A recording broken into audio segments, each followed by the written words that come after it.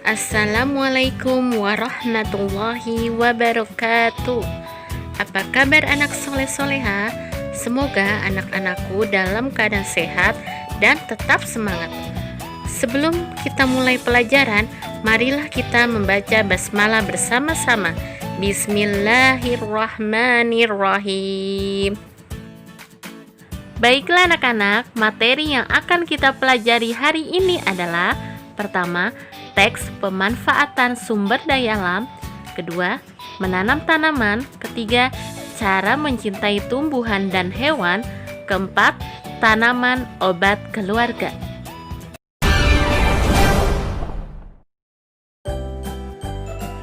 Kepemilikan lahan tidak merata. Di negara agraris seperti Indonesia, tanah merupakan sesuatu yang memiliki nilai yang sangat penting dalam kehidupan masyarakat, terutama bagi petani di pedesaan. Tanah berfungsi sebagai tempat tinggal dan sumber penghidupan.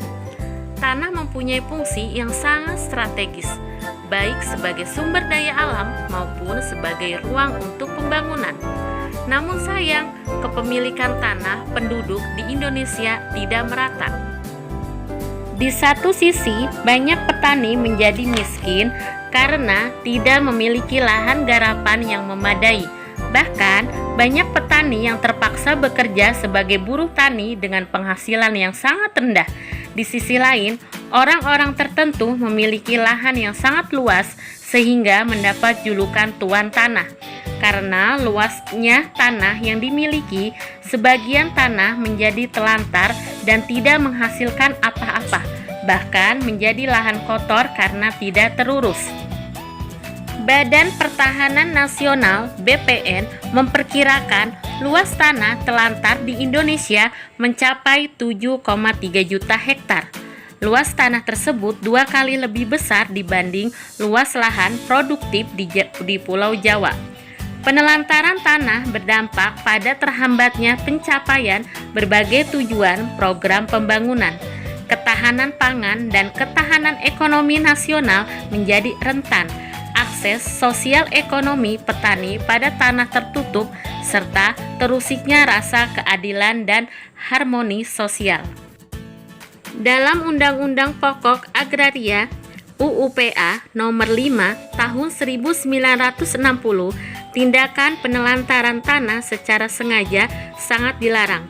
Hal ini tersurat pada sanksi bagi penelantaran tanah berupa terhapusnya hak atas tanah yang bersangkutan, pemutusan hubungan hukum antara tanah dan pemilik, atau tanahnya akan ditegaskan sebagai tanah negara.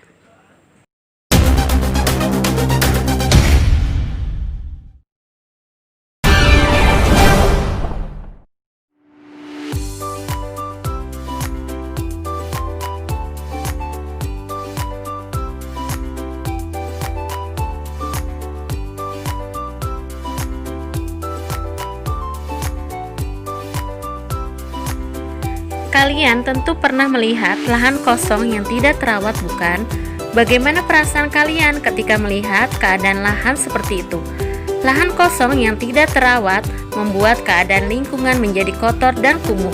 Memanfaatkan lahan kosong di pekarangan rumah merupakan kegiatan penghijauan dan merupakan salah satu wujud perilaku peduli lingkungan. Menanam tanaman pada lahan yang sudah lama tidak diolah akan membuat tanah menjadi subur kembali. Banyak jenis tanaman bermanfaat yang dapat ditanam di pekarangan rumah. Contohnya adalah jenis tanaman obat rimpang-rimpangan seperti jahe, kencur, dan kunyit. Banyak orang yang sudah tahu manfaat tanaman obat tersebut. Cara menanam dan merawatnya pun tidak sulit. Simaklah informasi tentang tanaman obat tersebut. Jahe merupakan salah satu rempah-rempah yang penting. Tanah yang digunakan untuk menanam jahe tidak boleh tergenang. Jahe berkhasiat untuk menyembuhkan batuk, melegakan napas, meningkatkan kekebalan tubuh, mengatasi masuk angin, serta menurunkan kolesterol. Kunyit merupakan salah satu jenis tanaman obat atau rempah. Kunyit sangat baik ditanam pada awal musim hujan. Kunyit akan tumbuh subur di tanah yang gembur dan di bawah sinar matahari yang cukup. Kunyit berkhasiat untuk mencegah kanker, mengatasi penyakit MAH, menurunkan kadar lemak dan kolesterol dalam darah, dan masih banyak lagi khasiatnya. Kencur merupakan salah satu jenis tanaman obat. Kencur sangat mudah untuk ditanam pada lapisan tanah yang tidak terlalu kering dan tidak terlalu basah. Dengan sinar matahari yang cukup, tanaman kencur dapat hidup dengan mudah. Kencur memiliki banyak manfaat, di antara lain adalah sebagai obat flu pada bayi, masuk angin, sakit kepala, batuk, dan keseleo.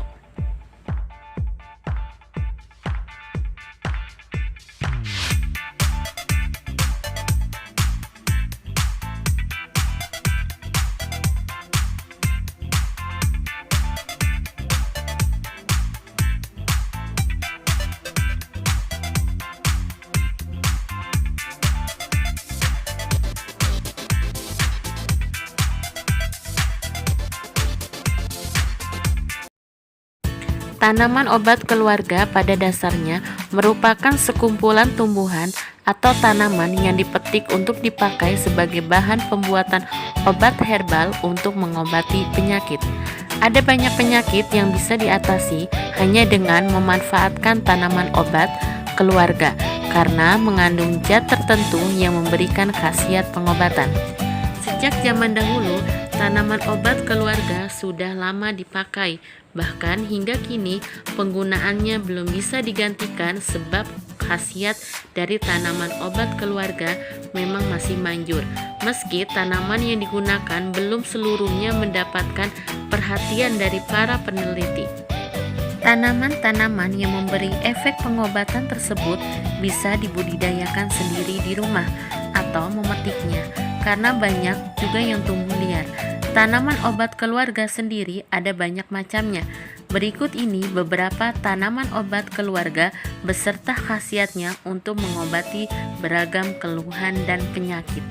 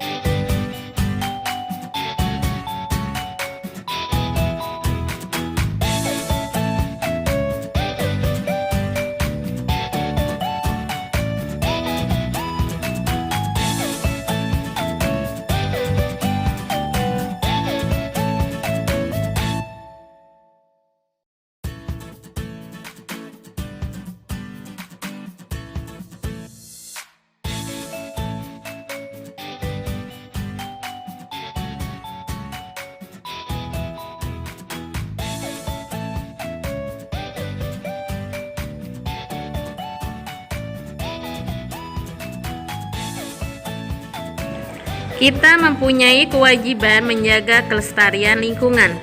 Kalau kita mau menjaga kelestarian lingkungan, maka kita pun akan memperoleh hak-hak yang kita harapkan dari lingkungan. Apakah yang terjadi kalau kita mengabaikan kewajiban kita terhadap lingkungan? Ayo amati 3 gambar berikut ini.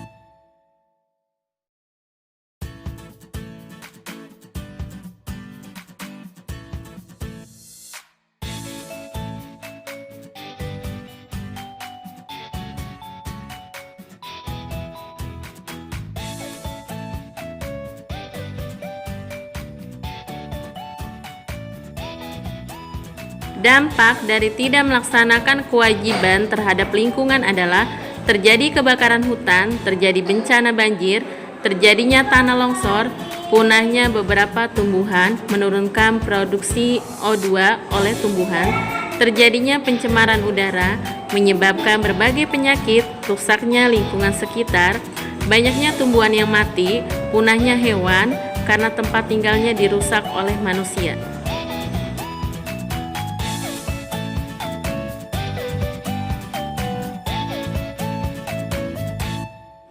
Dari bacaan teks ini, kalian nanti akan menentukan pokok pikiran. Sebelum kita menentukan pokok pikiran, marilah kita membaca teks pada halaman 139 tentang potret keadaan hutan Indonesia periode 2009 sampai 2013. Indonesia memiliki hutan tropis yang terluas di dunia dengan kekayaan sumber daya hutan dan keanekaragaman hayati yang beragam.